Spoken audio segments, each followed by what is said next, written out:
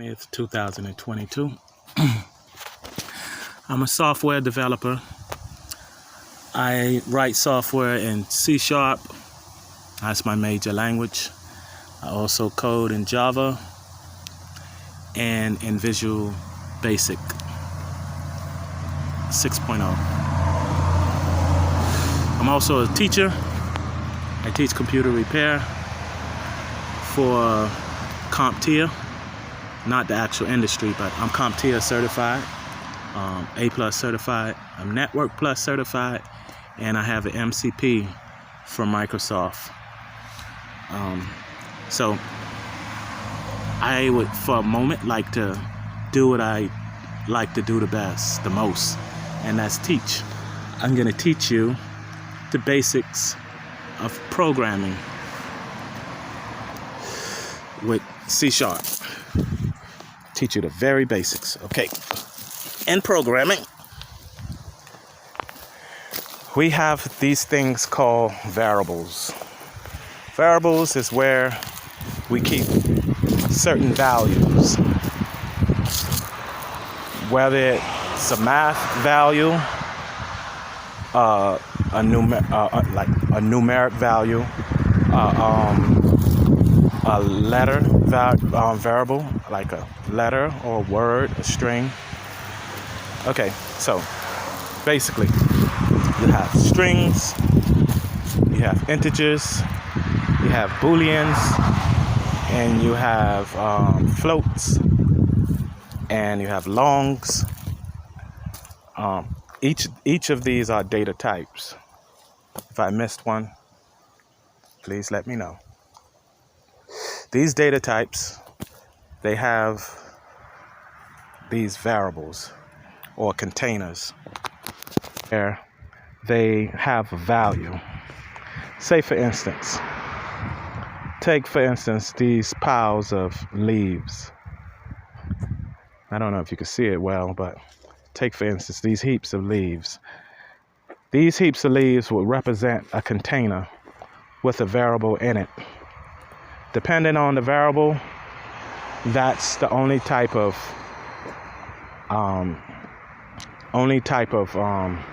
instance you can hold inside of it. Whether it's a string, it's numeric, or it's just a single character, or a true or false value, like a boolean. And they could only take those kinds of data types. So if this pile of leaves was made to be an integer data type, you would not be able to put characters in it, or strings, or a true or false value, nor a float, because those are also mathematic variables. So if we would assign a value to this heap, and we said this integer, or int, this int equals 3, or this int, we come back and say this int, we got to give it a name, this pile of leaves, integer 1, and we'll spell it out. We can't use a number. So we'll say this equals 2. I'm smoking a cigarette. So this integer name, int name 1, and you can put a 1 behind the name, but you can't put a space. Say this equals 2, and then we go to this pile and we'll say this string, we'll put string, and we'll give it a name. Let's see, pile of leaves 2 or 1, and we'll say it equals the letter K. Okay, or we could say it equals an actual word, it equals cat, and we say this pile of leaves, we could say it's a string also.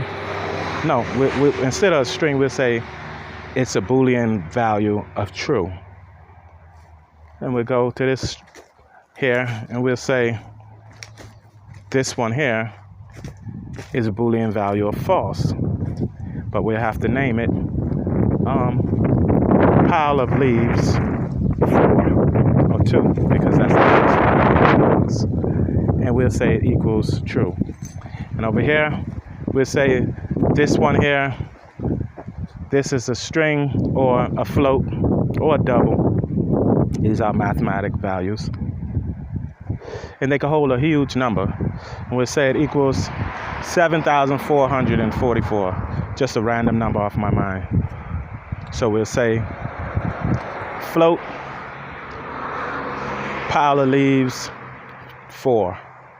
And it equals that number.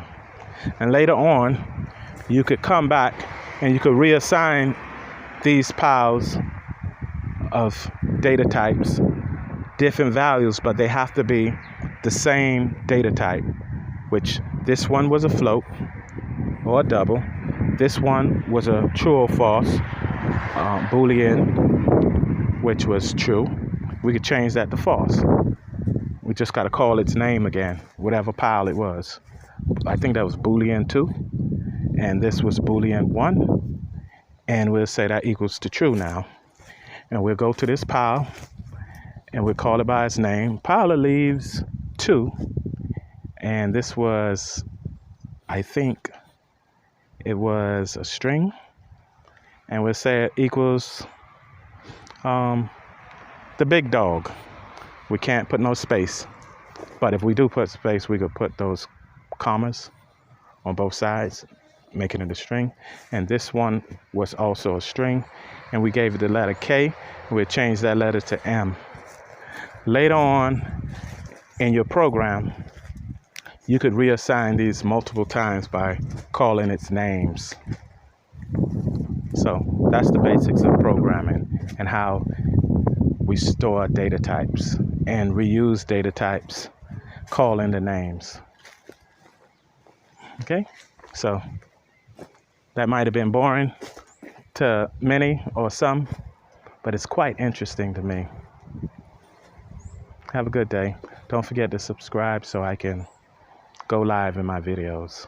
And I probably could teach you some more. Have a good day.